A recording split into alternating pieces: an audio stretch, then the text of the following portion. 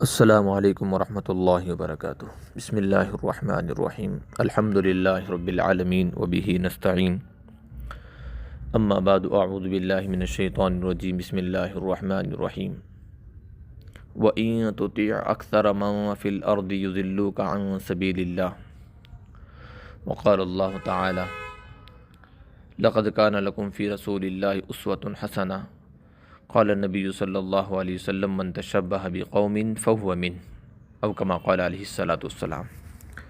محترم حضرات، یہ آڈیو بنانے کا مقصد آج چونکہ ہمارے پاس ہندو جو احباب ہیں، برادران وطن، ہمارے علاقے میں ان کی طرف سے ایک دن اور تہوار منایا جاتا ہے جس کو ایلاماس کہتے ہیں، جس کو ایڑا موشا بھی بولتے ہیں، الگ الگ انداز سے یاد کرتے ہیں۔ ہم سب اچھی طرح جانتے ہیں کہ یہ ان کی مذہبی ان کا تہوار ہے، مسلمانوں کا نہیں، لیکن دیکھنے میں یہ آ رہا ہے کہ دن بدن کثرت سے لوگ اس میں شرکت کر رہے ہیں، بلکہ یوں سمجھ لو کہ یہ ایک طرح کا لاک ڈاؤن لگ جاتا ہے پورے علاقے میں۔ پورے کے پورے مسلمان اپنے کاروبار کو، اپنے سب کچھ چھوڑ کر کے، اپنے سارے گھر والوں کے ساتھ ایک دو دن پہلے سے ہی تن من دھن کے ساتھ اس میں لگ جاتے ہیں، اس کی تیاری میں۔ اس ساری چیزوں کے تعلق سے چند باتیں آپ کے سامنے عرض کرنے کے لیے حاضر ہوا ہوں۔ اس پر ضرور غور کرے جانے سے پہلے سب سے پہلی بات، ساری انسانیت کے لیے واحد دین اور واحد مذہب اللہ تعالیٰ نے دین اسلام کو بنایا، جس کو اللہ نے پسند بھی کیا اور اللہ تعالیٰ قبول بھی کریں گے، جیسا کہ اللہ نے فرمایا ان الدین عند اللہ الاسلام۔ اور قرآن میں یہ بھی فرمایا کہ وَمَن يَتَّبِعْ غَيْرَ الْإِسْلَامِ دِينًا فَلَن يُقْبَلَ مِنْهُ۔ اللہ اس کے علاوہ کسی بھی دین کو، مذہب کو قبول نہیں کریں گے، نہ ان کے کسی طریقے کو قبول فرمائیں گے۔ اب غور کرنے کی بات ہے کہ انسانیت کے لیے اللہ تعالیٰ نے جس مذہب اور جس دین کا انتخاب فرمایا وہ دین اسلام ہے، جو بالکل انسان کے تمام تر خواہشات کی تکمیل معتدل انداز میں کرتا ہے، اور یہ واحد مذہب ہے۔ الحمدللہ وللہ الحمد علی ذالک، اللہ نے ہم کو مسلمان بنایا، دین عطا فرمایا، دین اسلام عطا فرمایا۔ دوسری بات غور کریں، ایک مسلمان کو اللہ تعالیٰ نے دین اسلام کے ذریعے ساری چیزیں عطا فرمائی ہیں، اس کو اپنے کسی بھی عمل میں کسی دوسرے مذہب کے طریقے کو اختیار کرنا، اپنانا، یہ کیسے درست ہو سکتا ہے؟ جبکہ واحد ایسا اسلام ہے، دین ہے کہ جس میں انسانیت کے مرنے سے پہلے سے لے کر کے پیدا ہونے سے پہلے سے لے کر کے مرنے کے بعد تک کے تمام تر احکامات، سارے طریقے اللہ تعالیٰ نے اپنے پیارے حبیب صلی اللہ علیہ وسلم کے ذریعے ہمیں بتا چکے ہیں۔ پھر ہمارا مومن اور مسلمان کیسے کسی اور مذہب کی کسی بھی چیز کو پسند کر سکتا ہے اور اس کے لیے تگ و دو کر سکتا ہے؟ ایک اور بات یاد رکھیں کہ ہم جو عمل کرنے جا رہے ہیں، جب اعلامات کا مسئلہ ہو یا کوئی اور تہوار بھی جیسے آتے ہیں برادران وطن کے، تو ہمیں ایک بات کرنے کی ضرورت ہے، کیا وہ چیز اسلام میں موجود ہے، یا اسلام کے کسی شعبے میں موجود ہے، یا کسی نبی یا صحابی یا کسی عالم دین یا کسی ولی سے، کہیں فقہا سے، محدثین سے ثابت ہے؟ بالکل نہیں ہے، کیونکہ اسلام کے علاوہ کوئی عمل اللہ کے یہاں قبول نہیں ہے، تو اللہ کے بندوں کے یہاں بھی قبول نہیں ہے، نبی کے اندر بھی قبول نہیں، شریعت میں بھی ہے نہیں۔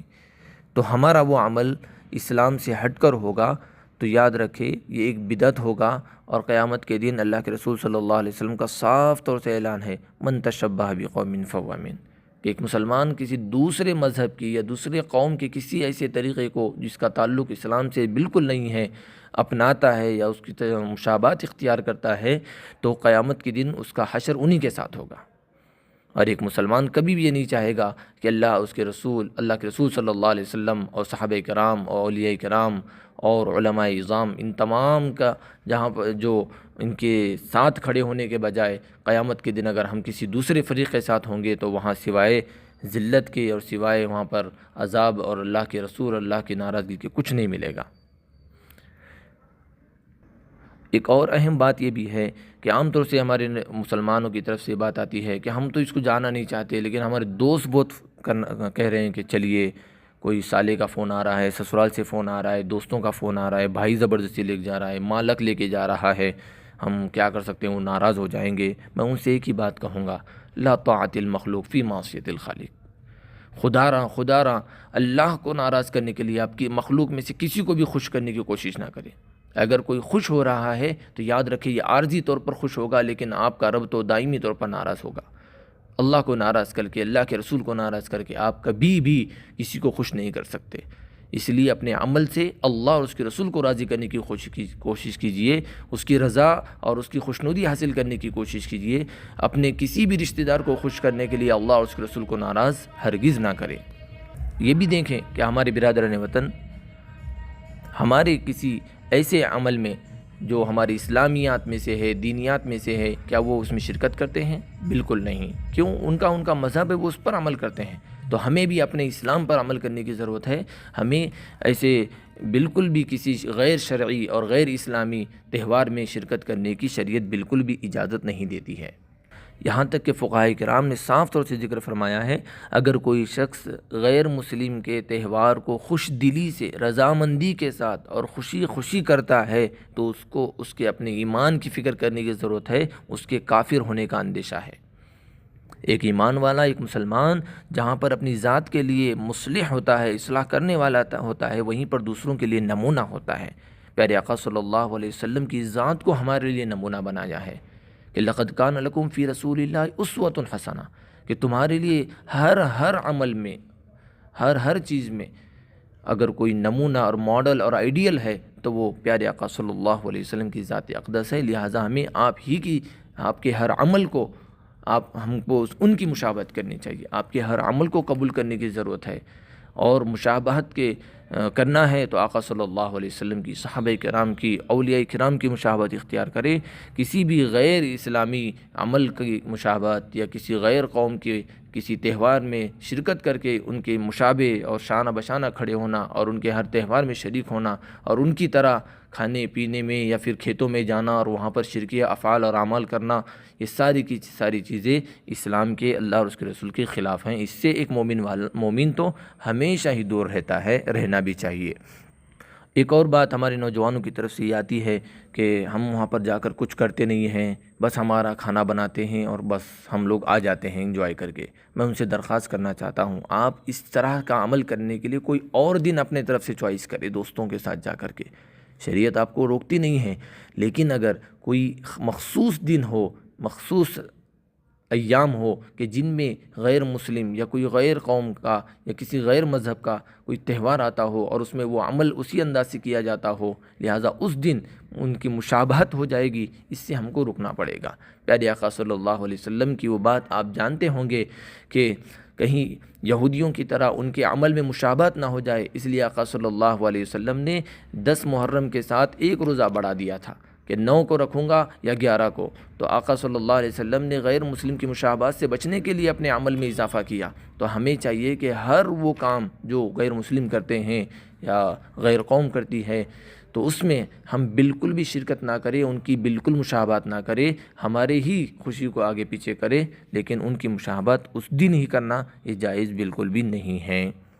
قرآن مقدس میں تو ایک جگہ فرمایا وَإِن تُطِیعْ أَکْثَرَ مَنْ فِی الْأَرْضِ یُضِلُّکَ عَن سَبِیلِ اللَّہ، اگر تم زمین میں لوگوں میں کثرت افراد کے پیروی کرو گے، ان کی اطاعت کرو گے، بلکہ ان کے جیسا کرنا شروع کرو گے تو وہ لوگ آپ کو گمراہ کر دیں گے۔ وہ نادان لوگ کیا کریں گے؟ آپ کو گمراہ کر دیں گے۔ اللہ کے رسول اللہ تعالیٰ نے صاف طور سے فرمایا کہ تمہیں پیروی صرف اسلام کی کرنا ہے، صرف اللہ کے رسول صلی اللہ علیہ وسلم کی۔ حدیث پاک میں فرمایا کہ اللہ کے رسول صلی اللہ علیہ وسلم نے جو میری اطاعت کرے گا، جو میری اطاعت کرے گا گویا اس نے اللہ کی اطاعت کی، جو میری اطاعت کی، جس نے میری اطاعت کی اس نے گویا اللہ کی اطاعت کی۔ یاد رکھیں، ہمارے عمل سے اللہ خوش ہو رہے ہیں یا شیطان خوش ہو رہا ہے، یہ ضرور دیکھیں۔ لہٰذا اعلامات یہ غیر مسلموں کا تہوار ہے، اس میں ہرگز نہ جائیں۔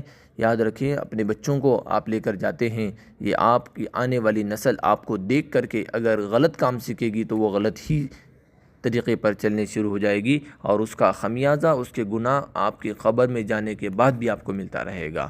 اس لیے کہ جو کوئی نیک عمل کی بنیاد ڈالتا ہے، اچھا طریقہ اختیار کرتا ہے، جو لوگ بھی اس پر چلتے ہیں اس کا ثواب بھی اس کو ملتا ہے، اور جو کوئی غلط کام کی بنیاد ڈالتا ہے، ایجاد کرتا ہے، جو لوگ بھی آنے والے اس غلط کام کو کرتے رہیں گے، اس پر یعنی ایجاد کرنے والے پر بھی ان سب کا وبال اللہ تبارک و تعالیٰ اس ڈال دیں گے۔ لہٰذا کوئی بھی عمل کرنے سے پہلے 100 دفعہ سوچیں۔ اللہ تعالیٰ ہم تمام کو اس طرح کے تمام غیر شرعی امور، غیر شرعی تہوار، جس کو اللہ تبارک و تعالیٰ نے، اللہ کے رسول صلی اللہ علیہ وسلم نے جس میں شرکت سے منع فرمایا ہے، ہم سب کو اس سے بچائے رکھے، ہم سب کی اللہ حفاظت فرمائے۔ امید ہے کہ یہ باتیں آپ کے سمجھ میں آ گئی ہوں، اور ہم اللہ سے دعا کرتے ہیں کہ اللہ تعالیٰ دھیرے دھیرے مسلمانوں کے اندر سے یہ تہوار کی نحوست ختم ہو جائے اور وہ لوگ اس سے بچنے والے بنیں۔ اللہ تعالیٰ عمل کی توفیق عطا فرمائے۔ وآخر دعوانا ان الحمد للہ رب العالمین۔